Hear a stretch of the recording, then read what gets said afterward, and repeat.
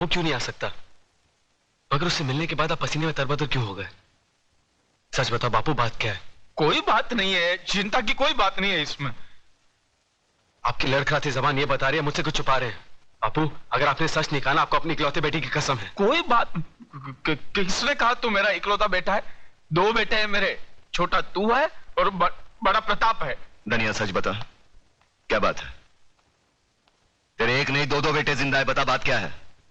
नहीं वो तो है ना, वो तो है ना, कोई बात नहीं है, कोई बात नहीं है। क्या होता है, वो 2 चीज है जो इंसान को अंधा बना देती है, जमीन और जायदाद। इसने योगराज की बेटी से प्यार किया और हम दोनों बापों ने मिलकर उसका धंधा कर डाला। धंधा। अच्छी लड़की है, लड़की अच्छी है। और योगराज, वो तो साला बहुत बड़ा खिलाड़ी आदमी है और मैं सीधा साधा व्यापारी। उसके खेल में मैं फंस गया हूं। अब इस खेल में या तो मेरी बस्ती जाएगी या मेरी जिंदगी जाएगी। नहीं बापू, हमारे होते आपको कुछ नहीं होगा। कौन है वो लोग, नाम बता। अरे बेटा, उन लोगों की ताकत का तुझे अंदाजा नहीं है। सारा शहर उनके सामने सर झुका के चलता है, अपनी हैसियत नहीं है। अरे हैसियत की बात छोड़, तू पहले मुझे उनका नाम पता बता दे। बताऊंगा, बाद में बताऊंगा। तू जाके चाय बोल, पहले जाके चाय बोल जा। प्रताप, मुझे लगता है असली बात बापू गोल कर गए। मैं ये बात कभी नहीं मान सकती अतुल। मैं अपने डैडी को अच्छी तरह जानती हूँ। वो मेरी खुशियों के लिए ऐसा कभी नहीं कर सकते। और फिर धन दौलत की हमें क्या कमी है? ममता, अगर तुम अपने डैडी को अच्छी तरह जानती हो तो मैं भी अपने बापू को अच्छी तरह जानता हूँ। वो आदमी जिंदगी में कभी झूठ नहीं बोलेगा। मुझे तो डर है कहीं अपने प्यार को। हमारे प्यार को कुछ नहीं हो सकता अतुल, कुछ नहीं। और एक बात मेरी भी सुन लो, अगर मेरे डैडी ने हमारे प्यार का सौदा किया है तो मैं अपने प्यार के लिए सब कुछ छोड़ सकती हूँ। और सब कुछ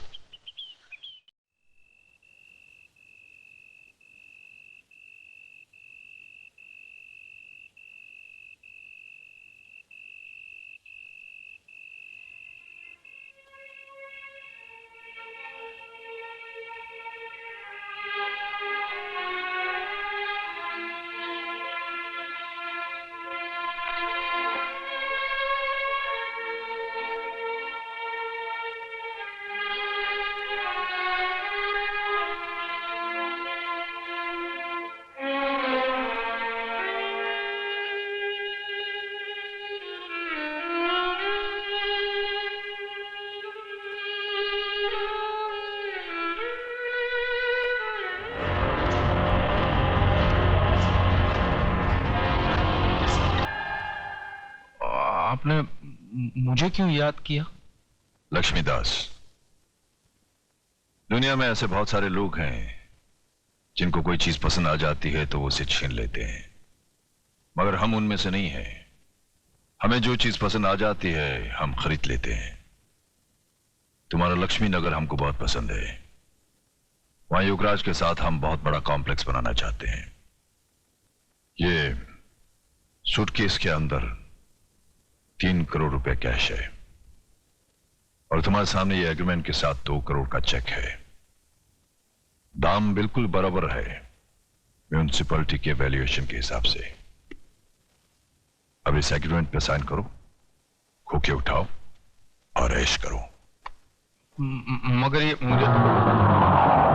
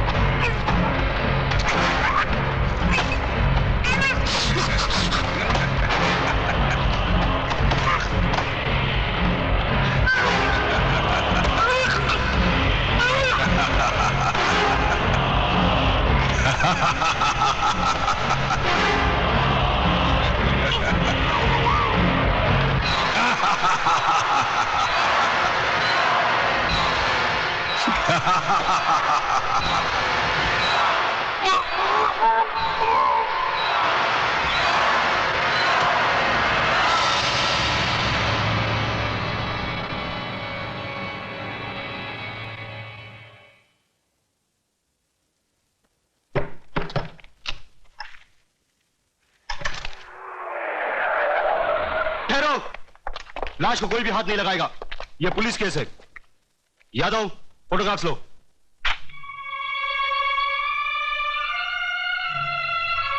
लगता है इन्होंने आत्महत्या की है। दिखाई नहीं देता? इन्हें मारकर लटका दिया गया है। इसका फैसला ना आप कर सकती है ना हम। हवलदार, डेड बॉडी को नीचे उतारो।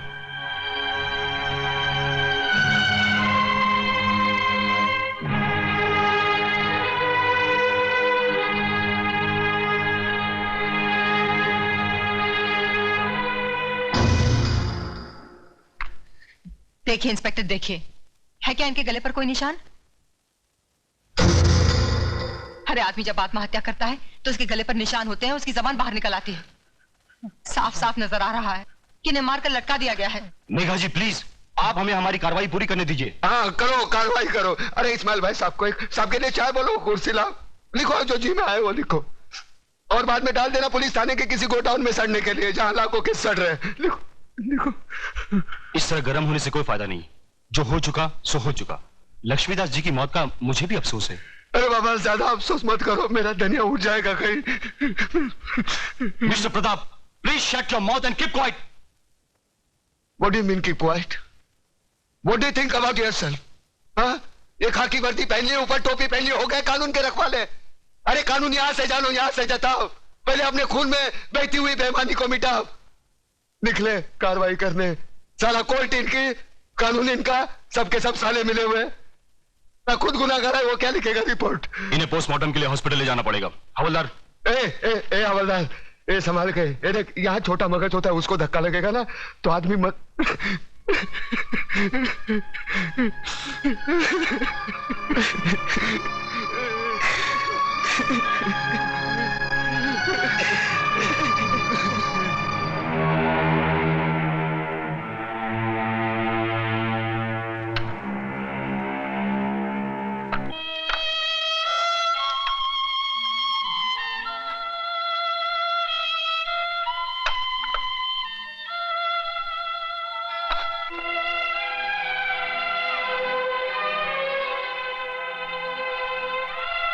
मुखाग्नि के लिए आइए।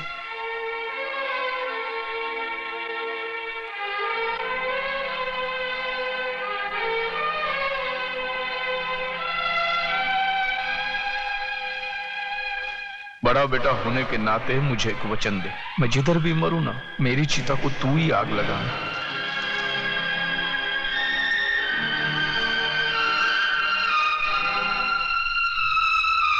प्रताप,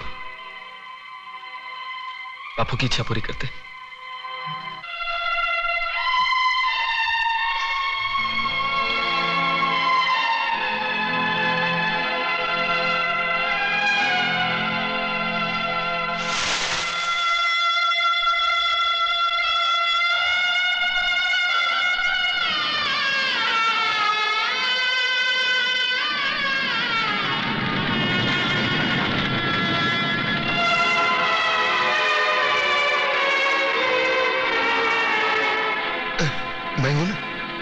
मैं हूं ना।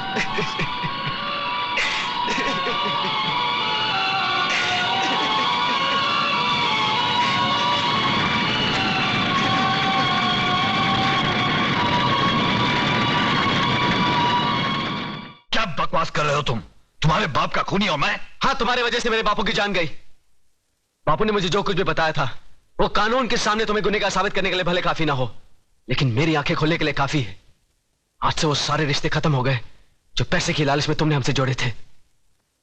ठहरो अतुल।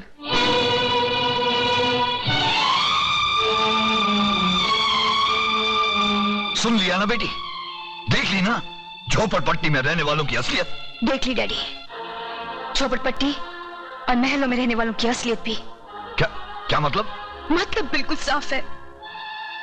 जिस तरह अतुल की आंखें उसकी पिताजी की बातों ने खोल दी, उसी तरह मेरी भी आंखें आपके और चतुर सिंह के बीच हुए जमीन के एग्रीमेंट ने खोल दी। ऐसे अरबपति और बेईमान बाप से तो ऐसा गरीब पति का झोपड़ा बेहतर है। कम से कम उसकी दीवारें खून से तो रंगी हुई नहीं है। चलो अतुल, ये दुनिया का सबसे बड़ा बदकिस्मत बाप है जिनके पास करोड़ों अरबों रुपए तो है, पर बेटी के कन्यादान कर्ज से वो कभी मुक्त नहीं होगा, कभी नहीं। बेटी, बेटी, बेटी मेरी बात तो सुनो। अरे कहाँ उस रात के ढेर में अपनी जिंदगी को ढूंढने जा रही हो तुम? राम नाम सत्य है, राम नाम सत्य है, राम नाम सत्य है, राम नाम सत्य है, राम नाम सत्य है। उतारो भाई, उतारो आराम से।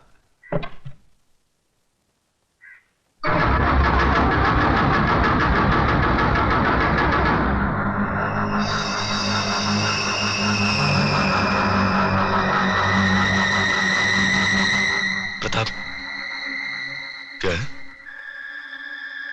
ये वही आदमी जो उस दिन बापू से मिलने आया था। हाँ, मैं वही आदमी हूं जिसने तेरे बाप को शमशान घाट तक पहुंचाया। अब तुम दोनों की बारी है,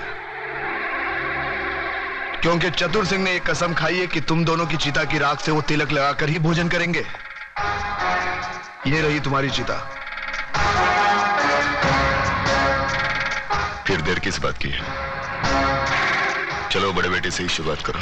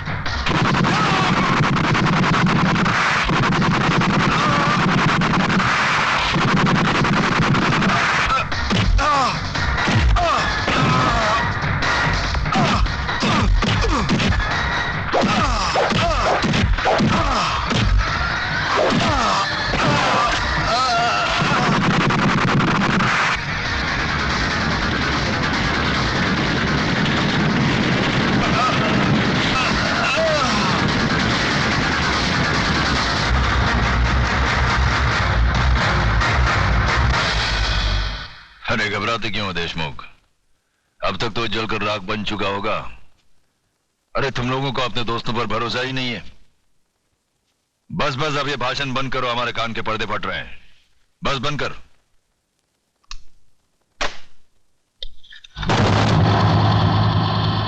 रामदीन, कौन बोल रहा है? चिल्ला मत और मेरी बात अच्छी तरह से अपने भेजे में उतार ले। तूने मेरी राख मंगवाई थी टीका लगाने के लिए, मैंने तेरे भड़वों की राख भेजी है, पूरे बदन को लगा ले। ठंडा कर, अपना भेजा ठंडा कर। चतुर सिंह के आदमियों की चिता जलाना तुम जैसे पागलों की बस की बात नहीं है। ठंडा कर। यकीन नहीं आता तो उस राख को मसल कर देख, तेरे पालतू कुत्ते की निशानियां उसमें मौजूद है।